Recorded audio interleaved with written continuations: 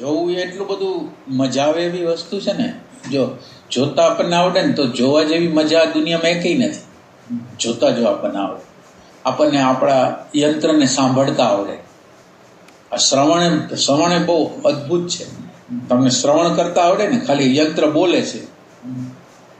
કંઈ પણ કોઈ આપણું માનો કે અપમાન કર્યું અને અપમાન કર્યું એટલે આપોઆપ એક ઇરિટેશન કે ગુસ્સો આવ્યો તો યંત્ર બોલે છે. એક સ્કૂટર લઈને જાઓ છો ને, સામેથી અચાનક રીતે આવી જાય છે અને અંદર બબડાટ થઈ જાય છે. હું સમજે છે કે એ હવે યંત્ર બોલે છે, તમે સાંભળો છો, તમને સારું લાગે છે.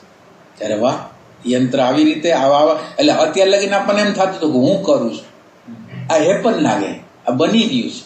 યંત્રની રચનાનો એ ભાગ છે.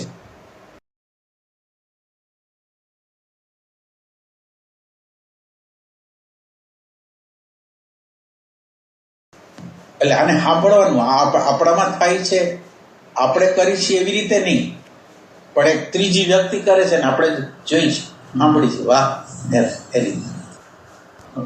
રોબર્ટ આલ્બર્ટની બુકમાં આત્મસ્મરણમાં એવું એક વાક્ય લખ્યું છે એને કે આત્મસ્મરણ હોય ત્યારે પોતાનું ભાન હોય અને આજુબાજુના વાતાવરણનું ભાન હોય.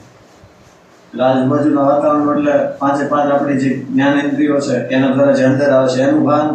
એટલે એનું કોઈ ટેન્શન, એટલે એક વસ્તુ યાદ રાખો, એનું કોઈ ટેન્શન નહીં લેવાનું. તમને જેટલી ખબર પડે ને, તમારી સભાનતામાં જેટલું, આપણે કંઈ વધારે ઓછું કંઈ લેવું નથી. આપણે જેટલું આવે એટલું લેવું છે. પછી તમે એવી ટ્રાય કરવા જાઓ કે પાંચે પાંચ ઇન્દ્રિયો, એવું નહીં.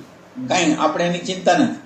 ખાલી તમારી પ્રેઝન્સ થાય, થોડુંક ભાન તમારું વધે, બસ એટલું કરો. બાકી બધી એની રીતે ગોઠવાઈ જશે.